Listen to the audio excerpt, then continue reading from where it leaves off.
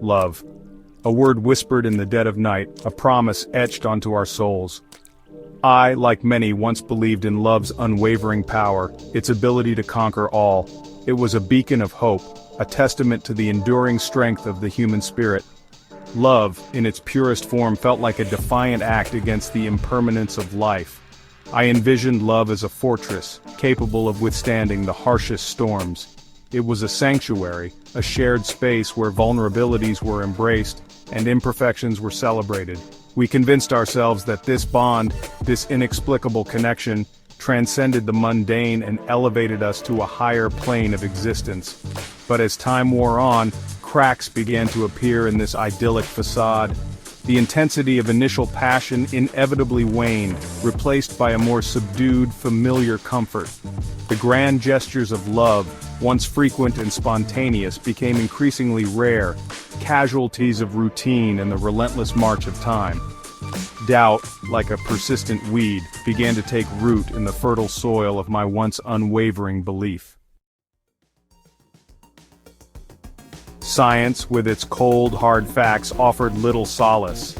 It deconstructed the magic of love, reducing it to a series of chemical reactions in the brain. Hormones like dopamine and oxytocin, it argued, were the invisible puppeteers behind our passionate pursuits and feelings of attachment.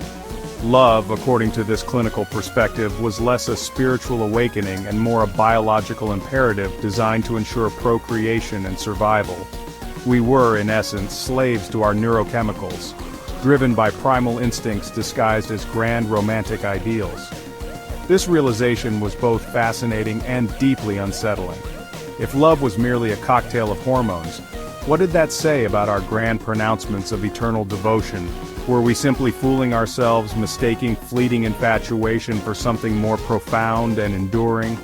The more I delved into the science of attraction, the more disillusioned I became. Studies revealed that our choice of partners was often influenced by factors beyond our conscious control: proximity, physical attractiveness, and even subconscious biases rooted in our evolutionary past. Love, it seemed, was less about finding a soulmate and more about finding a suitable mate who fit a predetermined biological blueprint.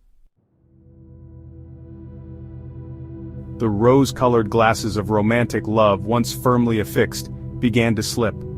I noticed the flaws, the inconsistencies, the subtle ways in which our carefully constructed narratives of love clashed with the realities of our daily lives. The initial spark, once a raging inferno, had dwindled to a gentle ember, capable of providing warmth but no longer the all-consuming fire of our early days.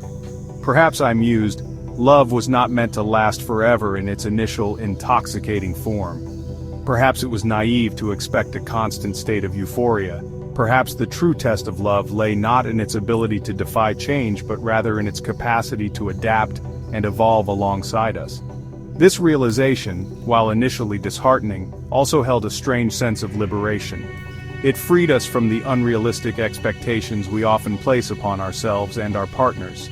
It allowed for a more nuanced understanding of love, one that acknowledged its complexities and contradictions.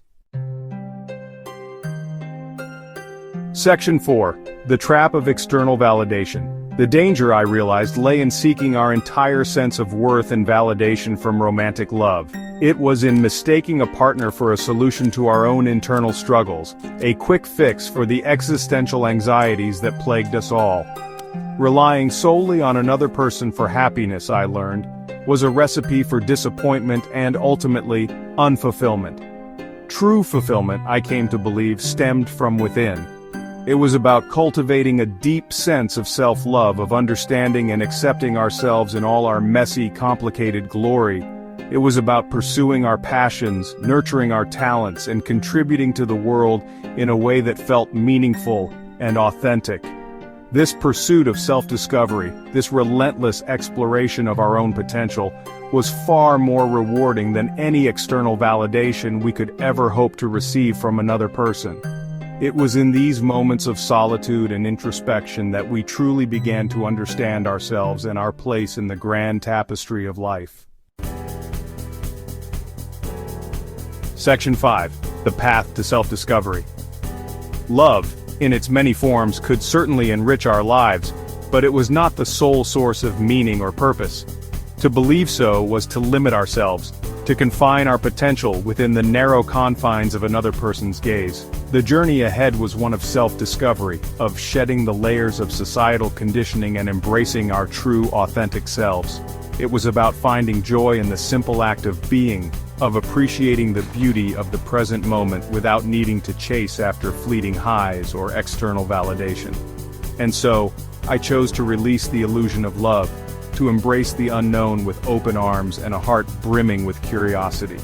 The path ahead may be uncertain, but it was a path I was determined to walk, one step at a time, guided by the steady drumbeat of my own evolving truth.